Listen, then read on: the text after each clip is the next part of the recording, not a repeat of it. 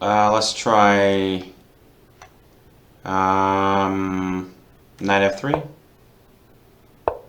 d5, g3, and then bishop g2 and castles. c6, bishop g2, queen c7. He's planning e5, so I'm going to stop that with d4. But he can play knight e7 and still get e5 in. Okay, e6, castles, c5.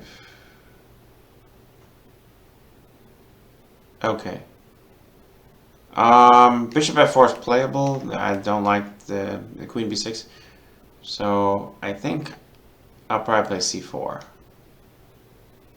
Because if it takes, I can take d5. And if dc4, I can play dc5. I can play d5. So he takes. He takes. And now we have knight c3. Okay.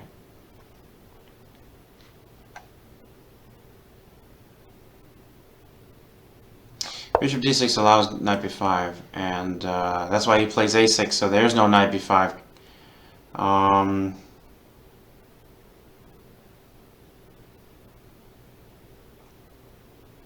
But I think I'll play bishop f4 anyway.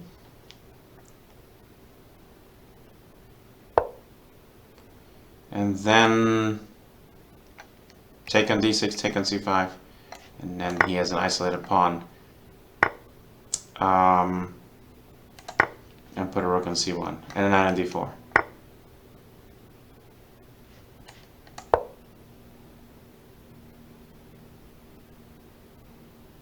He must castle because there's a threat to c8, so he has to castle, which is fine. Castle's the move I would recommend.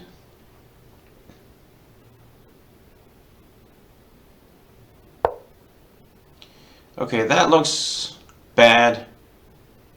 That looks like it's losing. Knight b5 should win instantly because the c is hanging, with this rook is hanging, and also c7 is tender. So I think knight b5 just wins the game. Yeah, he had to castle, so this is... and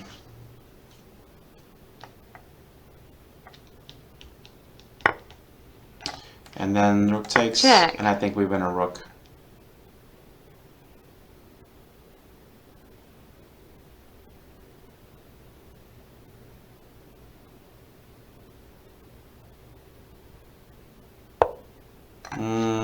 Okay, I'll take the rook.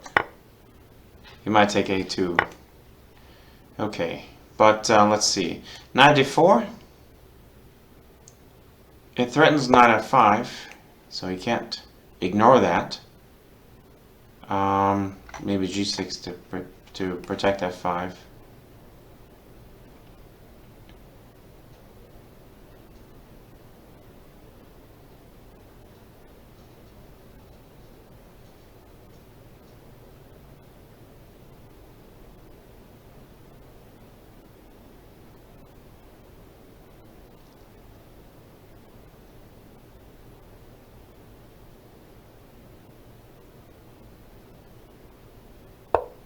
G6, okay.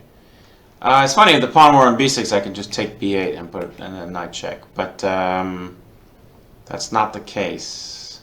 Although knight takes b5 now looks okay. Knight takes b5 now, he has to defend this. Although, he can attack the knight. Knight takes b5, he can attack the knight, first of all. So...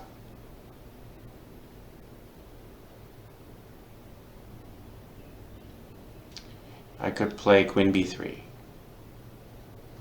It attacks the rook, defends the pawn, and next move, knight takes b5.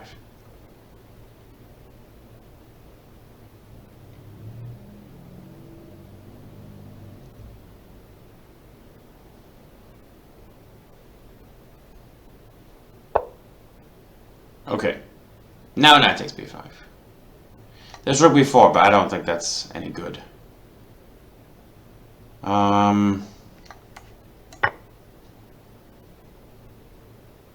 He's got to defend the knight here.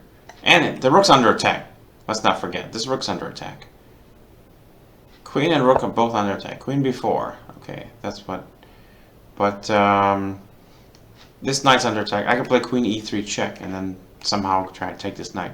I can trade queens. You know, I'm a rook up, so trading queens would be great. But let's try queen e3 check. Check.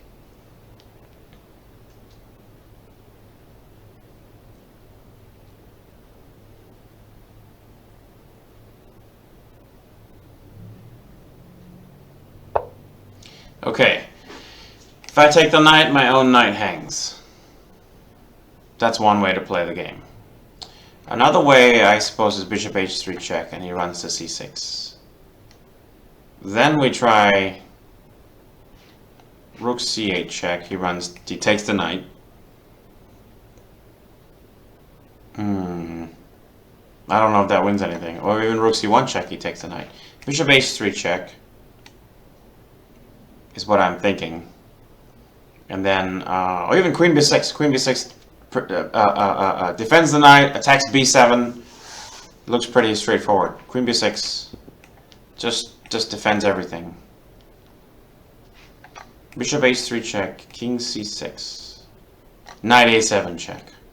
Oh, but he runs back to c7. Bishop h3 check, king c6. Rook c1 check, king takes knight.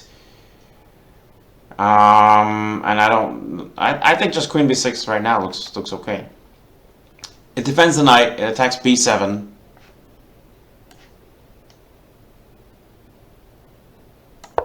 And b8 is still under attack. B is under attack. b7 is under attack. The knight's under attack. And bishop h3 now would be very strong. I mean, he can always block with knight g4. So, you know, but... and this queen is to keep an eye on d6 because queen d6 at any moment would be mate.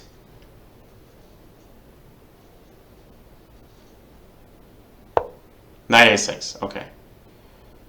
This knight's hanging if I want it, but my knight's hanging, so I'm not going to take that. What I'll do is it's almost mate. Queen d8 is almost mate. Rook d8 is almost mate. Rook d8, king e7, and I don't have the mate. There's no queen d6 mate or anything like that because this. Okay. But what we can do is start with bishop h3. Start with bishop h3.